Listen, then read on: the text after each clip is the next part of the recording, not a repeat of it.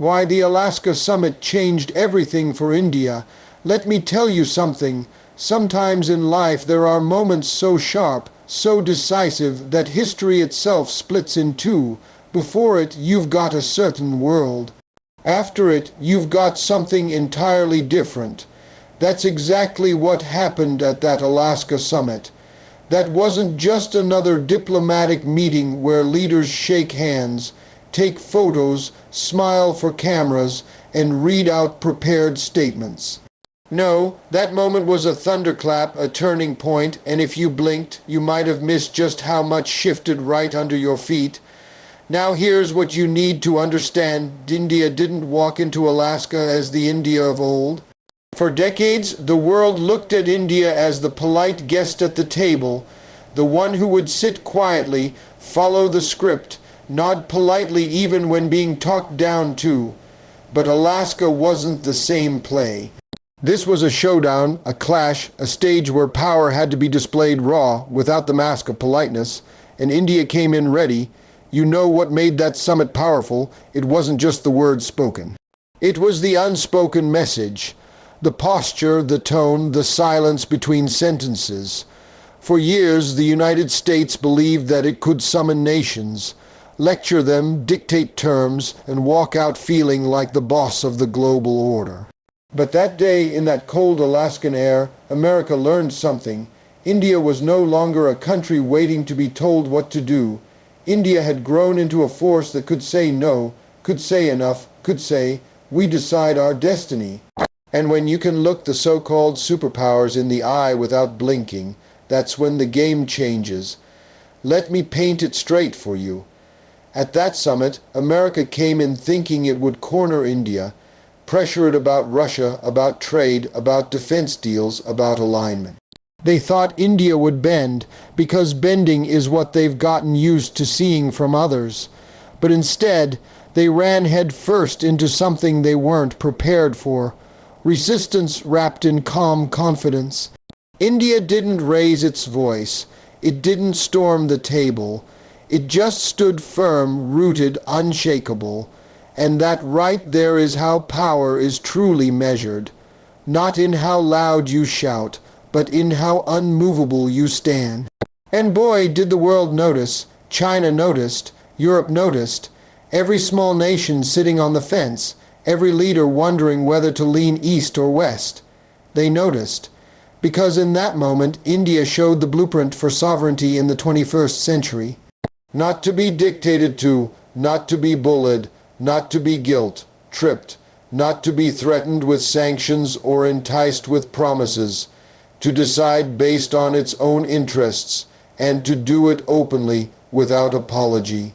See, you have to understand something about India's journey to this point. For decades, India's story was one of compromise. Colonialism left scars, global politics left limitations, and the Cold War boxed India into certain roles. But beneath all that, there was always this hunger, this fire, to not just survive in the global order, but to shape it. And when you get to Alaska, when you sit face with the world's most powerful nations, and you refuse to blink, that's the moment you prove you're no longer playing catch up. You're writing the script. Think about it. America thought Alaska would be a moment to isolate China. China thought it could outplay America. And India walked in and flipped the board, reminding both sides that this isn't a two-player game anymore. There's a third voice now, and that voice speaks with authority. That's why I'm telling you this summit changed everything. It broke the illusion of a bipolar world.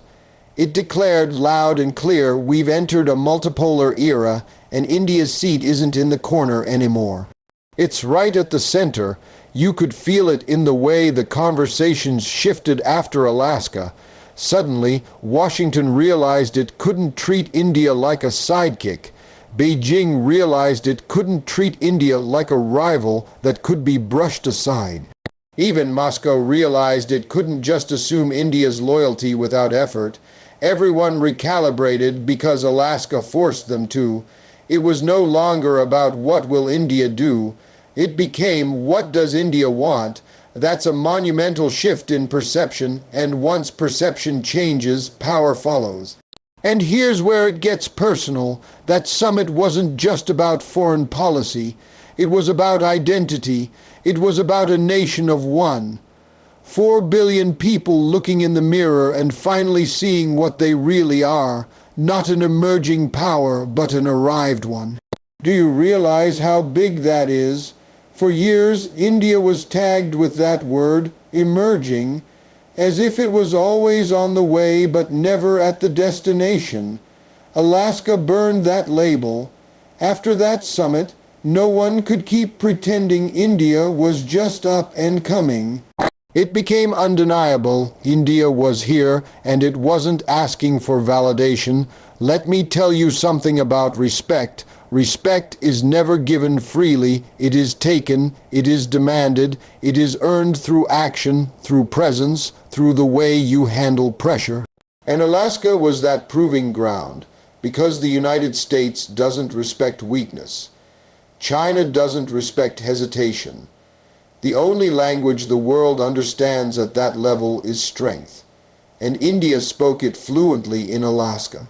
This is what shifted everything. India didn't just defend itself. It didn't just push back against pressure. It set the terms of its own engagement. That's what shook up the old order. That's why smaller nations suddenly started looking toward New Delhi for guidance. That's why even allies of America began quietly recalculating. Because if India could stand that firm, maybe they could too. Do you see how contagious strength is? When one nation demonstrates sovereignty, it inspires others. And that's how a summit becomes more than a summit. That's how it becomes a milestone in history. Now I'm going to tell you why Alaska had to happen when it did. Timing is everything. The world was already shifting. America was no longer uncontested.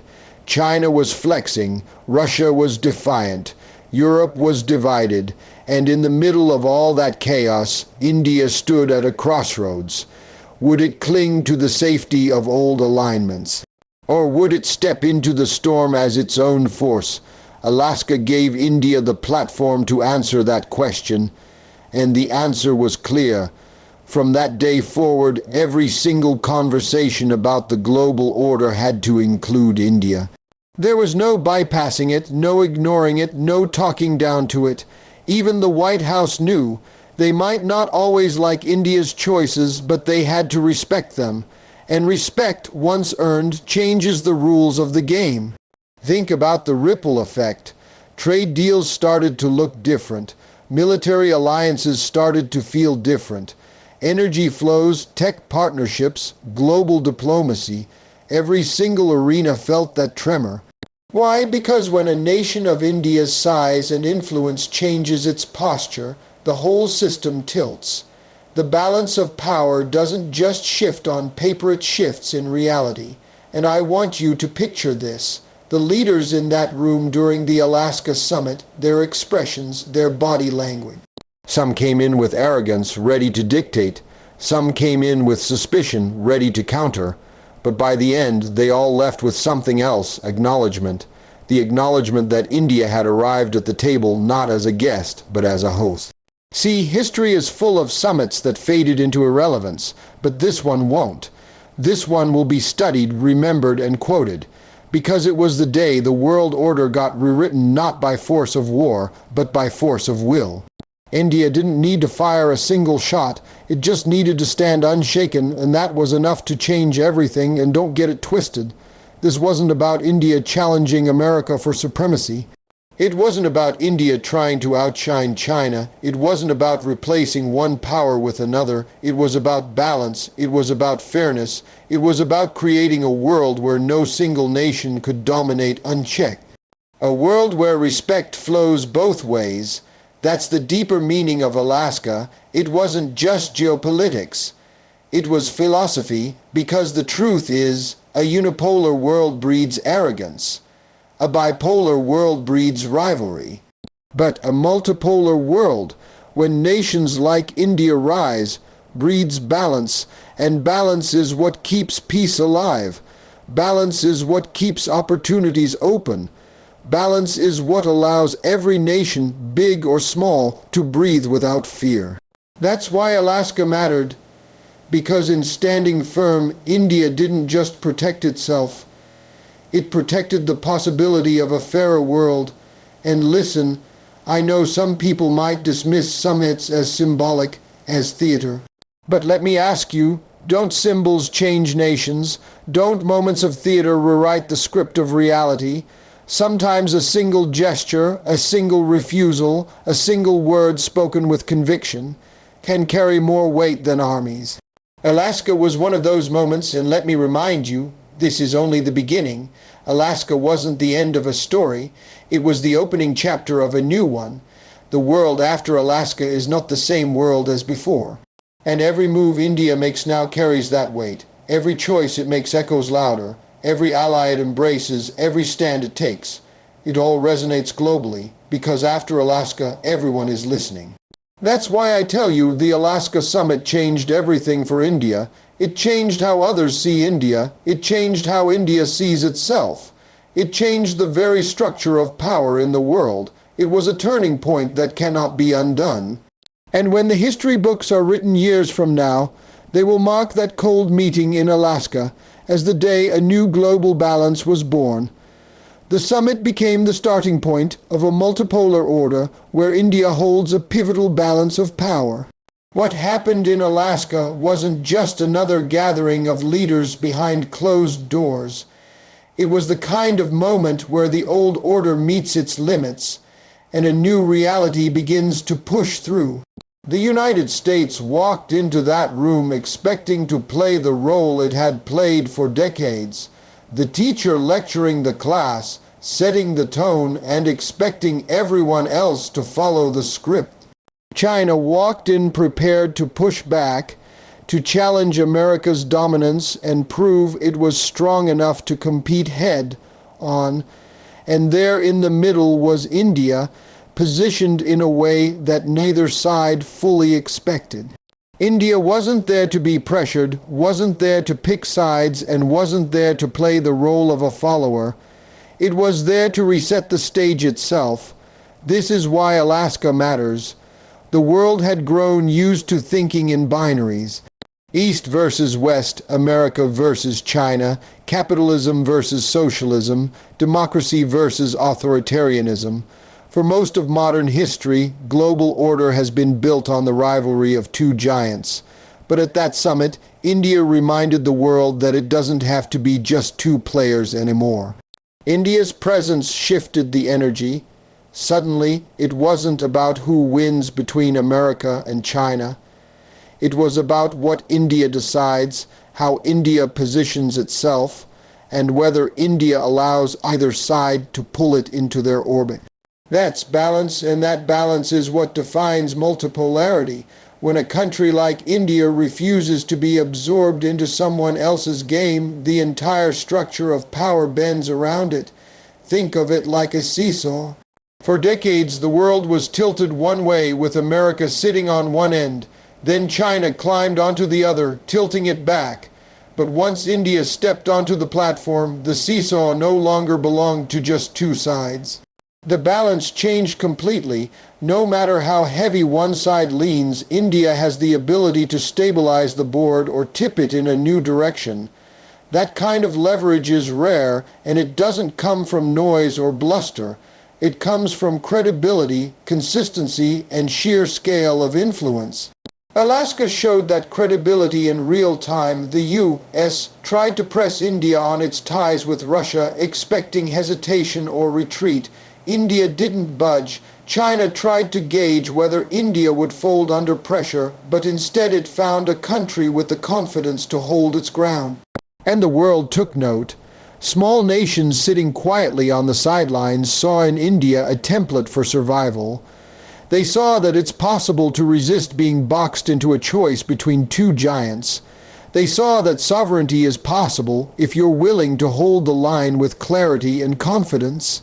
This is why multipolarity begins with moments like Alaska.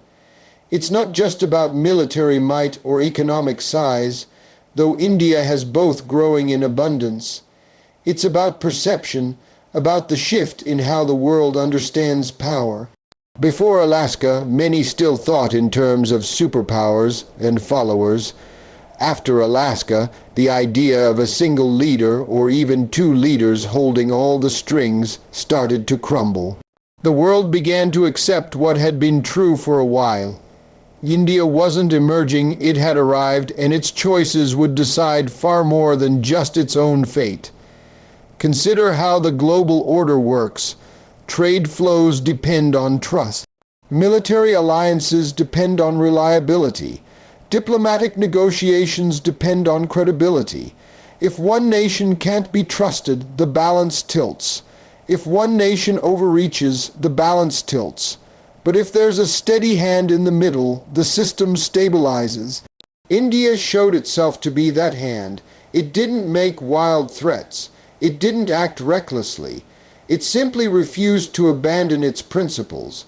That's why Alaska wasn't just about that one summit. It was about what it revealed to the world.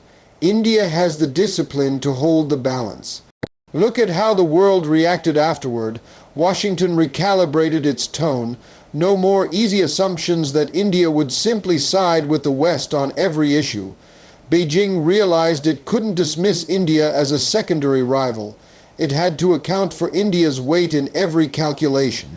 Moscow, too, recognized that even with long-standing ties, India wasn't a pawn to be counted on unconditionally.